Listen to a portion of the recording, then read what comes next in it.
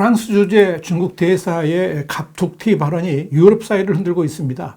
구소련 해체 후 탄생한 국가들의 주권에 의문을 제기하면서 이 국가의 존재 자체를 무시하는 천방지축성 발언을 했기 때문입니다. 이 발언의 파문이 쉽게 가라앉을 것으로 보이지는 않습니다.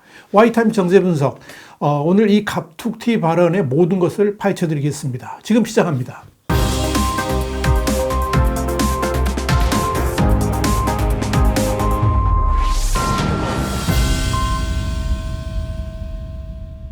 프랑스 주재 중국 대사가 EU 국가들 일부에 대해서 주권 자체를 전면 부정을 하면서 외교적 파문이 일파만파 확대되고 있습니다.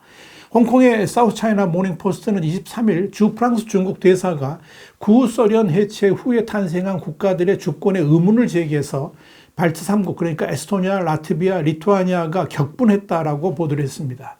앞서 루사의 주 프랑스 중국 대사는 지난 21일 방송된 프랑스 TF1 방송 인터뷰에서 구소련 국가들조차 국제법상 유효한 지위가 없다 그러면서 그들의 주권 국가 지위를 구체화한 국제적 합의가 없기 때문이다 이렇게 주장을 했습니다. 루 대사는 또 2014년 러시아가 강제 병합을 한 이 크림반도가 우크라이나의 영토이냐 이런 질에 대해서 그 문제를 어떻게 인지하느냐에 달려있다. 그것은 그렇게 간단하지 않다. 크림반도는 애초 러시아의 영토였다. 이렇게 답을 했습니다. 그러나 루 대사의 이런 발언은 중국이 그동안에 취해왔던 외교적 태도를 완전히 뒤집었다라고 할 수 있습니다.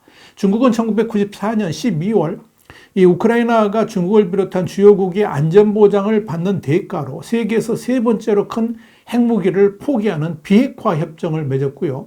또 동시에 이 크림반도를 포함한 우크라이나 국경을 공식적으로 인정을 한 바 있습니다. 루 대사의 발언은 유럽 사회를 발칵 뒤집었습니다. 당장 과거 소련에 속했고 현재는 유럽연합 그러니까 EU 회원국인 발트 3국을 격분시켰습니다. 소련 해체 후에 유엔과 유럽연합 그러니까 EU 그리고 나토 동맹에도 참여하고 있는 이들 국가들의 주권을 완전히 무시했기 때문이죠. 이에 따라서 이들 3국은 오는 24일 월요일 나란히 자국 주재 중국 대사를 초치할 예정이라고 에드가스 링케빅스 라트비아 외무장관이 트위터를 통해서 밝혔습니다. 링케빅스 장관에 이어서 국제법과 국가 주권에 대한 주 프랑스 중국 대사의 발언은 전적으로 용납할 수 없다 그러면서 중국 측의 해명과 해당 발언의 완전한 철회를 기대한다라고 밝혔습니다. 리투아니아의 외무장관인 가브리우스 란트베리기스도 이 발트 3국이 왜 중국의 우크라이나 평화 중재를 신뢰하지 않는지 아직도 궁금한 이가 있다면 여기 크림반도가 러시아의 것이고 우리나라들의 국경에 법적 근거가 없다고 주장하는 중국 대사가 있다 그러면서 중국을 강하게 비판했습니다. 에스토니아의 외무장관인 마르쿠스 차크나 역시 중화인민공화국을 대표하는 자가 그런 견해를 가졌다는 것이 슬프다. 그런 입장을 이해할 수 없다. 이렇게 현지 매체 델피에 밝혔습니다.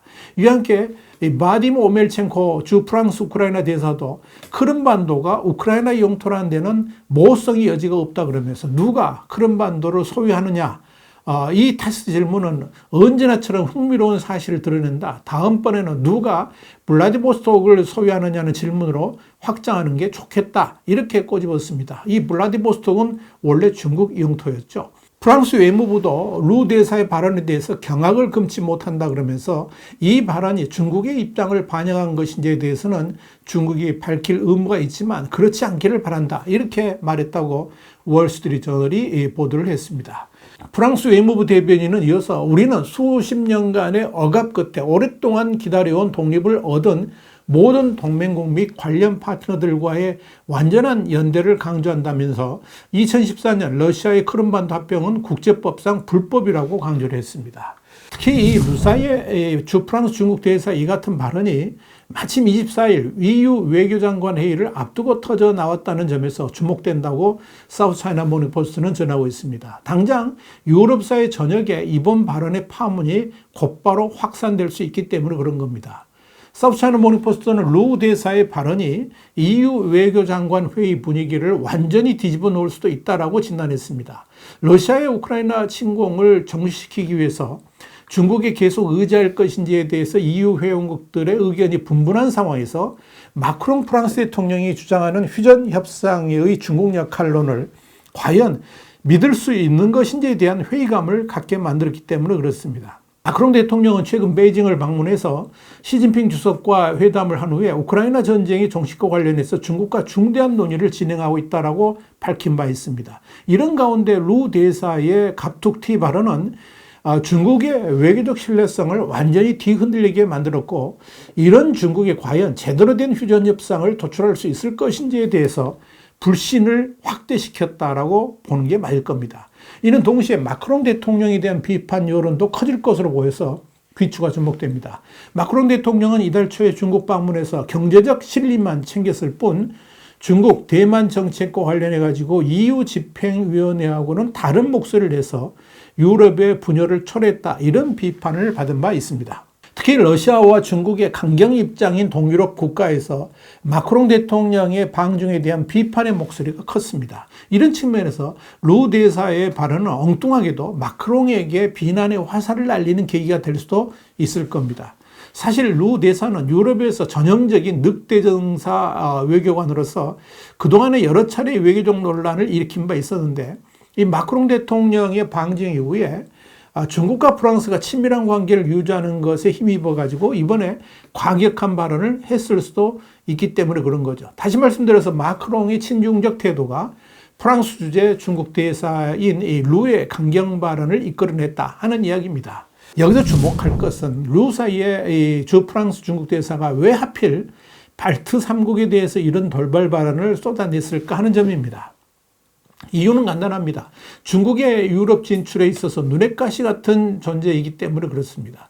유럽 사회 내에서도 가장 강력한 반중 정서를 유지하고 있고, 또 유럽 사회에 침투하려는 중국을 온몸으로 가로막고 있는 나라가 바로 발트 3국입니다. 발트 3국 중에서 리투아니아는 인구도 280만 명으로 중국 인구의 500분의 1에 불과하고요. 국토 면적을 보면 중국의 147분의 1에 불과한 작은 나라입니다만은 중국에 맞서서 어떤 나라보다 강경한 외교 전략을 구사하고 있습니다. 중국이 이 발트 3국으로 인해 가지고 가장 큰 충격을 받았던 사건이 있습니다. 시진핑 주석이 직접 선봉에 나서서 유럽 진출의 중요한 교두보로 여겨왔던 이른바 17+1 정상회의를 발트 3국, 특히 리투아니아가 주도해 가지고 뿌리채 흔들어 버렸기 때문에 그렇습니다. 이 17+1 정상회의는 중국과 중부 및 동유럽 국가 간 협력체를 일컫는 말입니다. 이 시진핑 중국 국가주석이 1대1로, 그러니까 육해상 실크로드 프로젝트에 따라서 이 동유럽의 영향력을 확대하기 위해 만든 연합체입니다. 이 17+1 정상회의는 2012년부터 매년 한 차례 중국 주도하에 중국이 동유럽 17개국과 함께 대규모 인프라 공사 및 문화 교류를 논의하는 협력체계라고 할 수 있습니다. 그런데 리투아니아의 란스베르지스 외무장관이 지난 2021년 바로 이 17+1 정상회의를 지목하면서 17+1 협력체가 유럽연합을 분열시킨다 그랬습니다. 그러면서 이 협력체의 다른 회원국들도 탈퇴할 것을 촉구하고 나섰습니다.